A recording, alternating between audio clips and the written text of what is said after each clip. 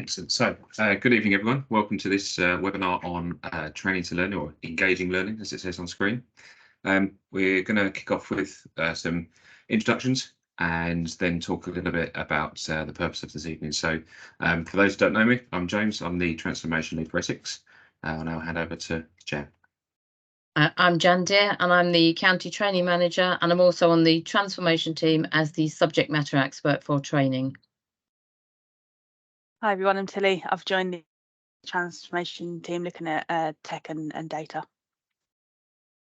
Lovely, thank you both. So we've got a lot to run through this evening, lots of brand new information for you. As you go through, there will be a chance to ask questions. So you can do that through going to the link ahaslides.com/Essex, or you can scan the QR code on screen. And we will do our best to answer as many questions as possible at the end of the session, which I'm sure there'll be lots. So we will put the QR code and the link up again at the end of the presentation in case anyone misses it. As we move on to talk through the agenda for this evening. So tonight, the purpose is to talk about why we're moving from training to learning and the changes around that. So I'm going to give a brief introduction, and then Jan's going to talk through what is changing. So we're going to start to get into some really specific details on the growing the roots, which is like the replacement for mandatory learning, what that means in terms of all our new volunteers and current volunteers, and then some more detail around the other aspects on branching out with badge becoming optional, volunteering development teams, and what's next. So lots to run through. So without further ado, we'll dive straight into the why. So why are we doing this? Now, hopefully by now, everyone's been on a number of these, enough of these webinars, enough sessions with us to know that the key purpose here with the first 12 months of change is all about making the volunteering journey with us easier and more fun, so that we can attract more volunteers and that our current volunteers want to stay.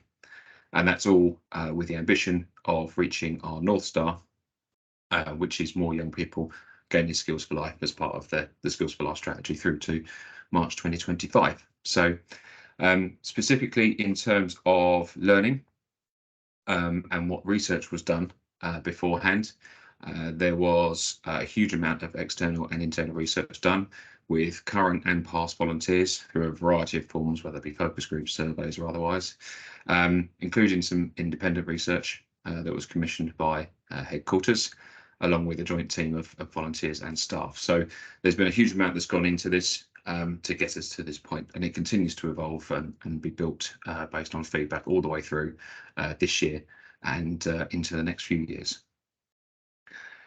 Now, in terms of what we've learned from that to then move forward with these changes, is that our training scheme as it stands now is over 20 years old, and there is a feeling from volunteers, new volunteers joining the movement, that it's quite overwhelming. There's a lot there. Some of it doesn't really make sense. Some of it's quite hard to access. And quite often, not in all cases, but new volunteers find it quite hard to get things validated, either because there isn't a training advisor available in their area, or they don't know necessarily who to talk to. And I think the key point within all of this at the end is that we know that volunteers on average stay with us for around 2 years. And yet our training scheme is a 3-year programme. So there's a clear mismatch there, which is all of the things that have been learned from that research and why we need to change going forward. So what will change, and what will the change to that learning programme achieve? So the aim is to try and make it as simple and as easy to access as possible. So to remove as many barriers or potential gaps in process where things can fall down. So, for example, someone not being available to validate someone's learning. The learning will also be specific to the role. So, whereas now we have the wood badge and everyone has to go through, depending on the role, all of the training, all 19 modules. But in the future, it will be about the bits that are relevant to what you're doing. So it's tailoring it to those new volunteers. It's directly relevant to what they're doing.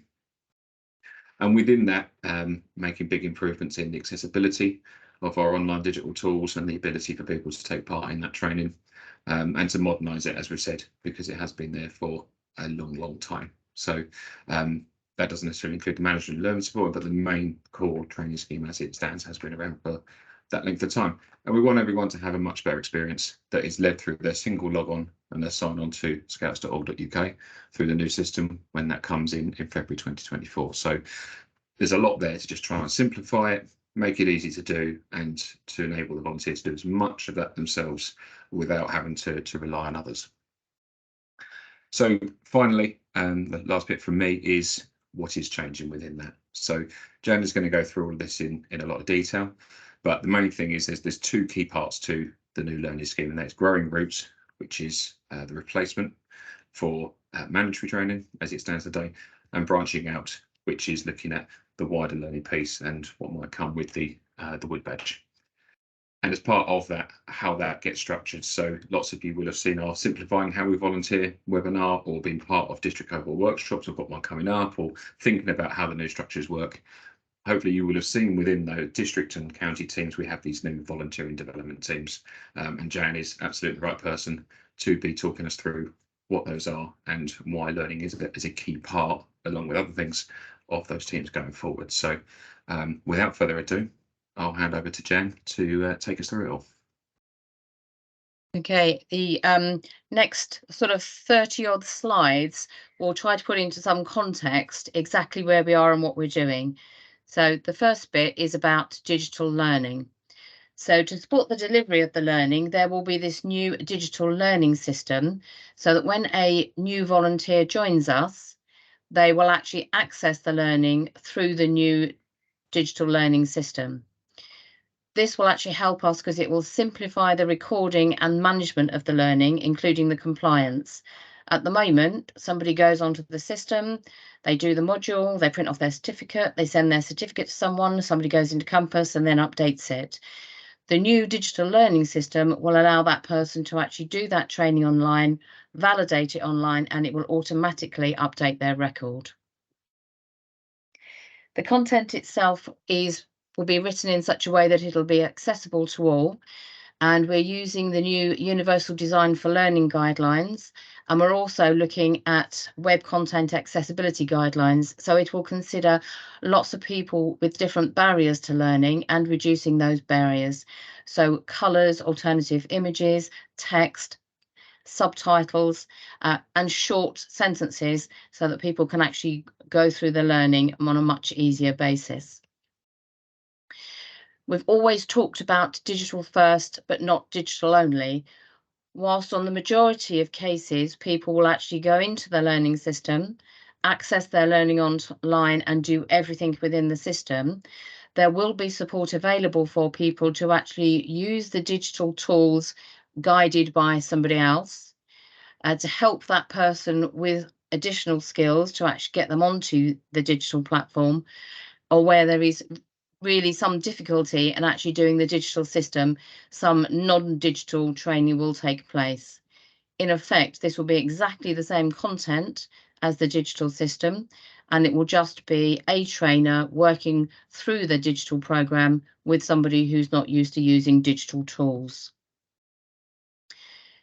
To actually help with some of this change to learning, there are 4 new videos that headquarters have put in place, and I'd urge you to go and look at these and then share them with your local teams and provide some feedback. At the moment, we're in that sort of stage before they release it, of actually taking on feedback from everybody and looking to see whether what we've got in these various areas is right, whether it's easily understood. And then your feedback, it will be really useful in looking at those videos. We will send out the link to these 4 videos after we finish this presentation. So the first bit, growing roots. I think, as James said, this is the bit that actually goes in line with what we now have as getting started. It replaces the getting started. Volunteers have 6 months to complete their growing roots learning, and that will consist of 2 parts. The learning that every volunteer will need to complete, regardless of their role, and then another module which will be relevant to their team and role. So you'll see on this next slide that these are the 4 core areas that everybody who's a new volunteer will need to do. Data protection in Scouts, I think that pretty much speaks for itself. What we do and how we do it, this is based on our purpose and our values, working with others and running a really good programme. Creating inclusion is all about self-awareness, creating inclusive spaces and challenging our bias and discrimination. The Safe Scouting one is all about keeping us and our young people safe. So these are the modules, and this is what it actually replaces currently. So data protection in Scouts replaces the current GDPR online module and some of module 11 administration. What we do and how we do it replaces module 1, the essentials of Scouting, part of module 3 and 4, the tools for the job, module 5, the fundamentals, and module 9, working with adults. The creating inclusion replaces the whole of module 7, Scouting for All, and some of module 6, the additional needs. Safe Scouting replaces the safety and safeguarding online learning and some of the module 17 running safe activities, particularly around risk assessments. In addition to those 4 key modules, the 5th one is all about what the volunteer needs for the role that they're doing.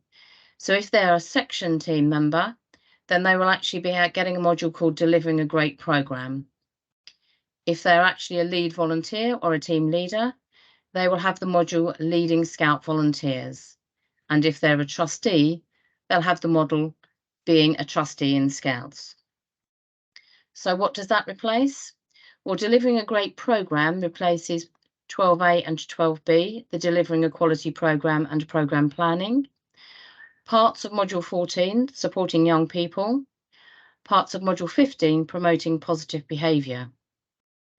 The Learning Scouts volunteers, Leading Scout volunteers, some aspects of the managers and supporters, e-learning and independent study, and some of the parts of the delivery of the managers and supporters skills course.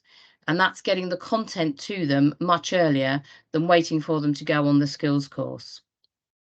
Being a trustee in Scouts replaces the trustee introduction online learning and parts of the Start Alone trustee training, which were introduced about 5 years ago. Now, headquarters have to put a line in the sand somewhere as to what happens when we transfer people over from one system to another. As in any change, there'll be some winners and some losers. So what the actual process will be, if a volunteer has been in their role for 6 months or more by the point of the digital transition, so there's some date in February, we don't know exactly what date that is, but for the purposes of today, let's say that's the 1st of February. If they have been in their role before the 1st of August, and they have completed and validated all their getting started modules, then that will have been deemed to have completed the relevant growing roots. And that will mean that they are all complete and they don't need to do any more training. I'll just caveat that was because we please encourage as many volunteers as possible to have completed the getting started ahead of the transition period and for this to be recorded on Compass. The system will only take forward validated training modules. So if the training is not validated, it will not automatically transfer across to the new system. Those volunteers who have less than 6 months service at the point of the digital transition, their completed modules will be mapped across to the growing roots, and that will be the relevant growing roots modules, but they will need to complete some or all of the new growing roots modules. Now, if you remember what I said, that it replaces some of module 5, 7, 11, 14, 15, you can actually see that if they've only done the getting started modules and have had them validated, they will still be required to do some relevant growing roots to actually bring them up to the same level. So who will need to complete what training? Pretty much this is covered in the previous slides. Everybody will need to do the learning that everybody needs. Section leaders will need to deliver a great programme. Being a trustee in Scouts need to be done by the lead volunteer and the trustee board. And leading Scout volunteers will also need to do the lead volunteer, and some team leaders will need to do that as well. All of this will be expanded through the volunteer experience web pages as and when further information becomes available. So how we can support the transition. So before the transition, we want to push the additional learning mapped to the growing roots, such as Module 5, the fundamentals, and Module 7, Scouting for All, and all the other modules as previously stated. After the transition, we would be recommending them completing, creating inclusion, and delivering a great programme. So what does that mean to our existing modules? Well, this is the list of modules that will be retired when the new system goes live on February 2024. So this will include all our existing e-learning modules, and then all the modules that will be covered by the new growing roots. And because there will no longer be a need for local training managers, the modules 30 to 34 that we currently do under those roles will be retired. And because we're going for a warmer welcome process, the module 37, advising on adult appointments, will disappear. However, we still need trainers, because we will still need to have to deliver all of this lot of training, which will be tweaked to make sure we've got all the correct content in it. And those modules will potentially need to be delivered until the end of 2025. We'll also need to continue to deliver our first response courses. And that will be on the same 3 methods that we currently use: the complete face-to-face 10A and 10B, the online 10A via Zoom or other electronic method, and then the practical demonstration, and then the blended model, which is the e-learning, the Zoom or face-to-face session, and then the practical. And that is the same models that we're actually currently providing. So how will we practically transition to this? So it's actually, in the first instance, we've got to prioritise our new volunteers and those that are changing their role to complete their getting started and the additional modules mapped to the new growing roots learning.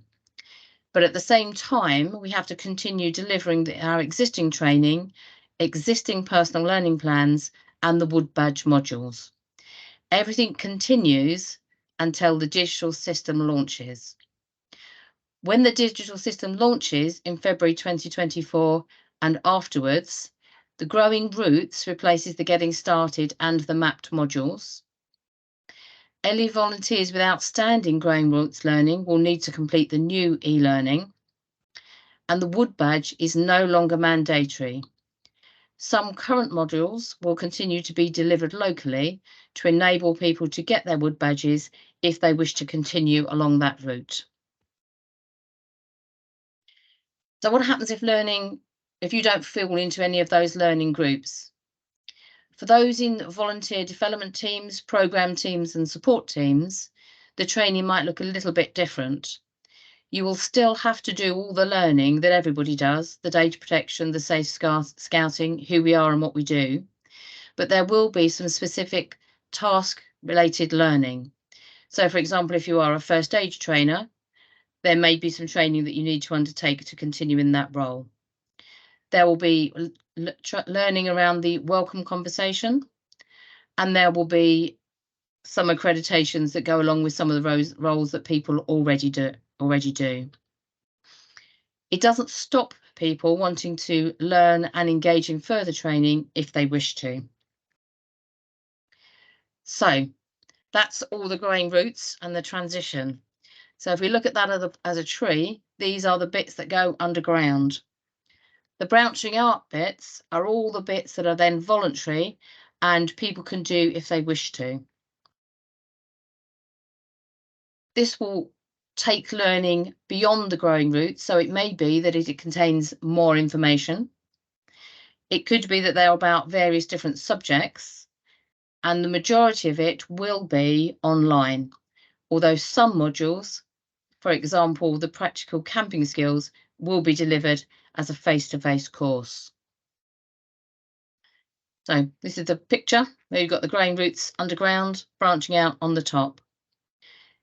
This will encompass lots and lots of different types of learning, which could be around additional digital skills, all the permits and adventurous activities, more practical scouting skills, things to do with leading people, and a lot more. This will start to be developed in 2024 and will continue to replacing the existing modules until 2025 and beyond. As people say, can we have some training in? It will be developed and added to the branching out. The manager and supporter training will continue to be delivered in its current form. So for Essex, that's regionally coordinated but locally delivered. And we do these, majority of it, via Zoom. The content will be reviewed and refreshed and replaced along with the other remaining modules, but this training will continue to be in place until at least 2025. I mentioned about the wood badge. So the wood badge system will be changing, but this is not likely to be launched until 2025. So if a volunteer wishes to continue with their learning and earn their wood badge, they will do that by completing the either existing Getting Started modules or the new Growing Roots modules, and all the old style modules that will not be retired in 2024. That will enable them to get their wood badge during the transition period. In 2025, the new wood badge system will be launched along with various new training modules and the system to gain the wood badge. Anybody can gain a wood badge, even if they would not be in a wood badge role currently, for example, a trustee, but it's not mandatory, and it will be the individual's choice to whether they decide to go for the wood badge. So volunteering development teams. So the volunteering development teams will do more than the current training team do at the moment. They will be looking at attracting and welcoming new volunteers, making sure that the volunteers are well supported, support the volunteer learning, and recognise those volunteers. So rather than everybody being part of a county training team, they will become part of either district or county volunteering development teams. You might have heard me say when we were doing the new structures that everybody who has got an existing training role in the county will automatically become a county volunteer development team member while we go through this transition process. And as roles are removed and replaced with different tasks, then we will actually talk to various different groups of people as we go through that process. We still need trainers. We still need training advisors. We'll still need people to support our new volunteers. So as part of supporting our volunteers with their learning, we'll need to help volunteers and young leaders find and engage in learning and development opportunities, coordinate learning that needs to be delivered by a trainer, including external organisations where relevant. Our current local training managers do exactly this at the moment. They coordinate the learning that's required for the district, send it to the county, and the county then finds someone to deliver that training. Some of this will go down to districts in due course. In finding the learning, we'll use the learning delivery methods that the headquarters give us, and then we'll adjust them for any accessibility needs. The learning team will also help volunteers share best practice and overcome the challenges. We'll also recognise prior learning in a slightly different way that we currently do, but we'll know more about that when we get the new system. So during the transition, learning will require a longer transition than the other parts of the transformation programme. What we'd like volunteering development teams to do is to support the delivery of the current learning modules as required, and support and deliver the new learning modules as they're rolled out. As this is a phased basis, the county team will advise what is going to happen and when, and how we will actually manage it in Essex. So for us, we have decided from the county team that first response, at least for the next 2 years, will be run at county level. This gives us greater consistency and a greater level of provision for anybody who wants to do first aid in the county. The Nights Away residential, this is the theory part of it, and the practical part does not get you the permit. This is best done at scale, and we have the facilities and the equipment to run it. Managers training, again for the next 2 years, will be exactly as it is now, regionally coordinated and locally delivered, but that doesn't stop anybody in Essex going into any of the managers and supporters courses run anywhere in the east of England.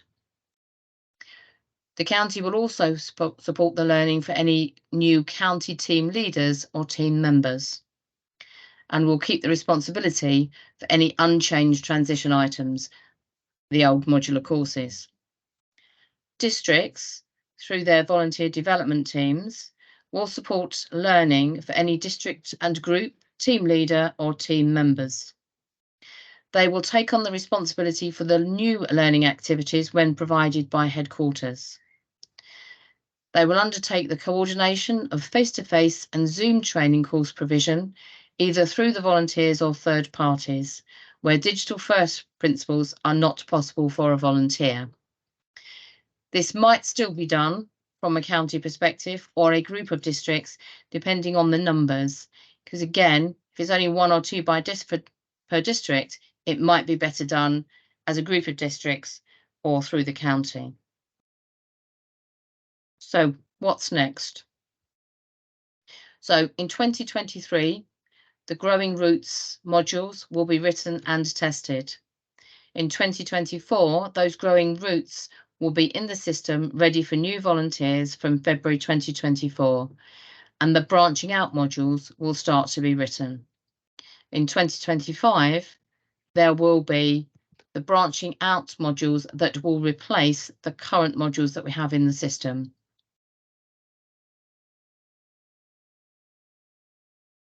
And I think that's just a word summary of the picture I've just said. So again, it's very much about Growing Roots ready for 2024, branching out the end of 24 and into 2025. So that brings us nicely on to the end of those slides. And I appreciate there is a lot of information to take in, and we'll be prepared to answer any questions that you might have. Thank you, Jen.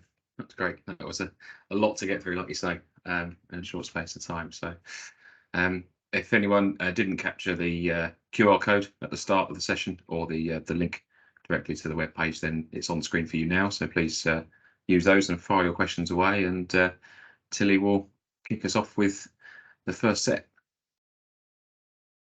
Still waiting. Still waiting.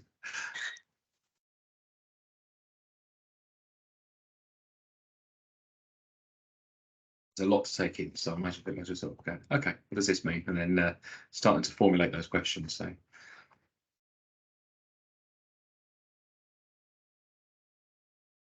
I think whilst we're waiting for some questions to come in, one of the key things here is this change in culture generally across the transformation programme, and here that's very much with the learning is around moving to a learning culture, so people wanting to do these things. Obviously there are some fundamentals, which is Growing Roots, that everybody has to do, because it's really important that we have those fundamentals in place for all our volunteers to keep us all safe and doing great stuff.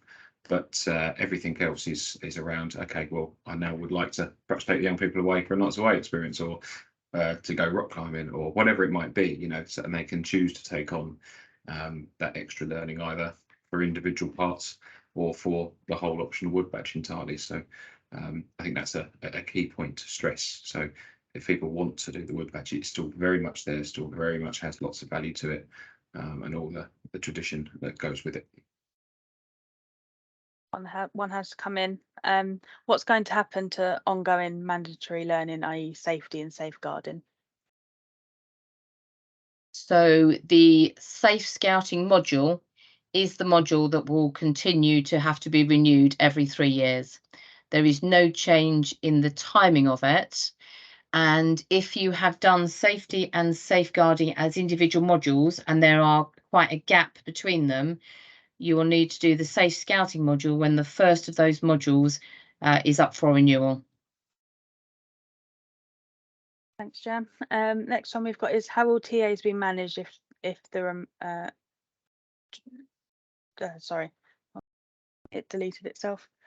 Next one is Scout School going ahead with a number of modules moving to digital. So Scout School in its existing format for 2024 will not go ahead.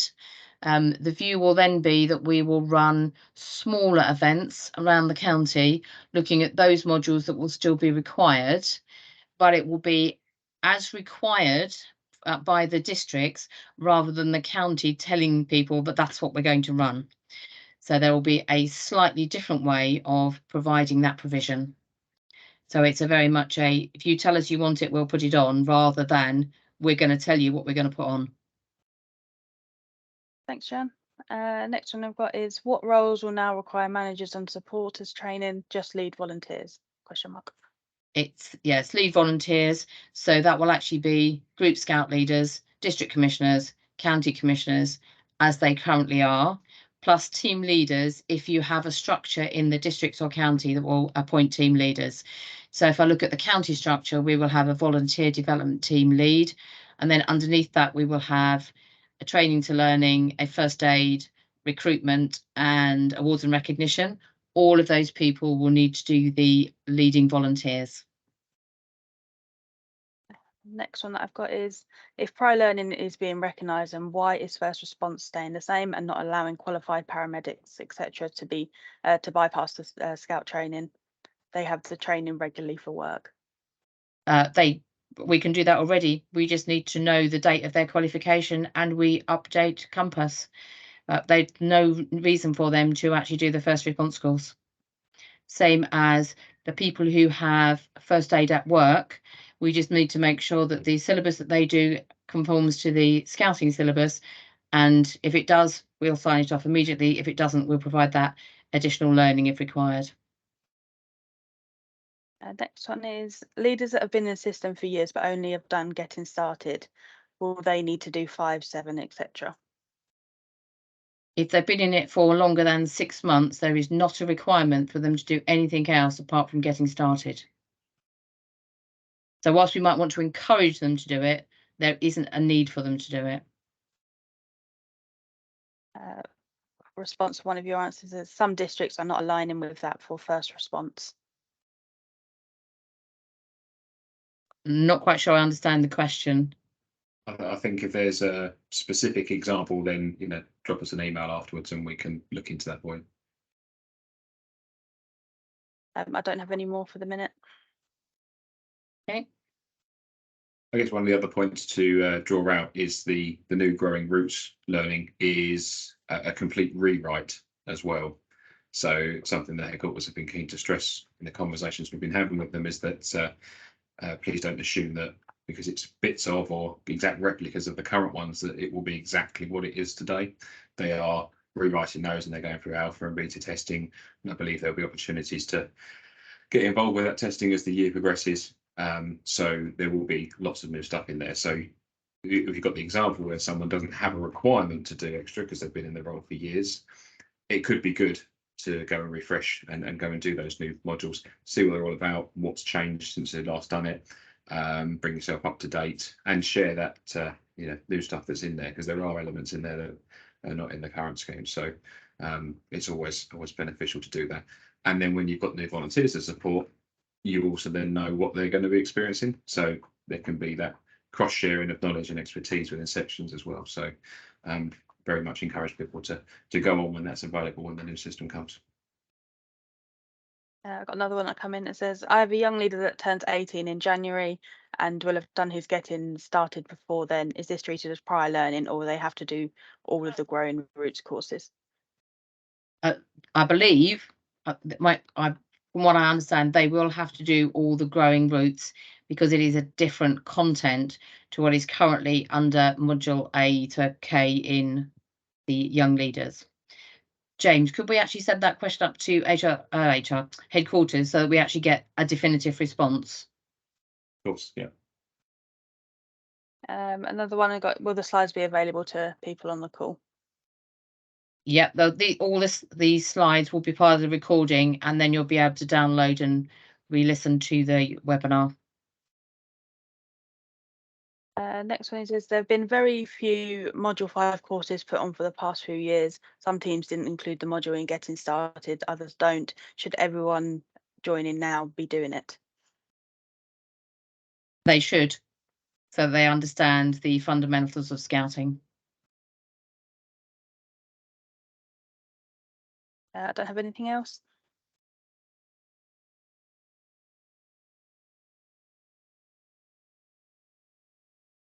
We'll just give it a minute or two, see if any other further questions come in. Obviously, I know, Jan, you've been looking at with the team as well about the courses and what's going to be happening across the rest of the year. Well, it's worth just touching on that. In terms of, sorry, James. Courses being available and helping people get through between now and transition. So there is 2 or 3 of us that actually meet every month or so to look at the training that's actually required. We put that training on, and it is on book when on the Essex Scouts website. It is published to the local training managers and the DCs every month, pretty much on the first couple of days of each month. So you can always go onto the website and look on it and book on whatever course you want to book on. If you find that there isn't the course that you want on there, then you can just send an email to training.management@essexscouts.org.uk and we will find a course for you. I've got one final one that's come in. It's slowing up now. So the last one is, will all team members be required to undertake first response post February 24? We don't have an answer to that question at the moment. That's it. That's all the questions that I've got. Thank you, Tilly. So the other thing I would mention and to look out for is there's a separate to the new system, there's a digital skills tool coming, which is due to launch imminently. An email the weekend went to all district commissioners and group scout leaders with some information about it and a set of slides. What that is effectively is a mobile friendly tool that people answer a set of questions, and the result will then show the volunteer which bits, digital skills they're good at, they know, but which bits where they've got gaps, and it will lead them directly to learning opportunities, whether that's a video or other kinds of tutorials online that they can just do themselves, and then it will record that they've done that, and then they can continue. There's also the ability in there to ask questions around digital skills that someone may want to learn, or they're not sure how to do things when it comes to all variety of digital tools, whether that be Microsoft Word or Zoom or Teams or whatever it might be. And there'll be a series of digital champions in there that can help with answering those questions. When that comes, then I would encourage everyone to have a go at it, share it amongst every section, every group, every district. If you've not seen a copy of that, please follow up with your GSL or your DC to share the information. We will also do some comms around it. I know headquarters will too, but that's coming to address some of the comments that have come in about, okay, we have a pool of volunteers that don't have good digital skills or need some support in learning these things. That's been provided directly as a result of that. So there's a great opportunity to use that between now and when the new system that's replacing Compass comes to start brushing up on those skills. So I just thought we'd chuck that in on the end. I don't know, Jan, if there's anything else you want to add before we finish up. No, that's all I've got for the moment. Okay, let's go on. Tilly, any final questions? No, nothing's coming. Nothing further. Okay, great. So just to say again, thanks to everybody for joining us tonight. We will make the recording available on the Essex Scouts website and send that out to everybody. If you have further questions afterwards, or you go, oh, I've just thought about this, email it into us, transformation@essexscouts.org.uk, and we'll get back to you as soon as we can. And if we don't know the answer, we'll add it to the list that gets shared with headquarters. So thanks again for giving up your evening. We hope that was useful, and we'll see you all again soon.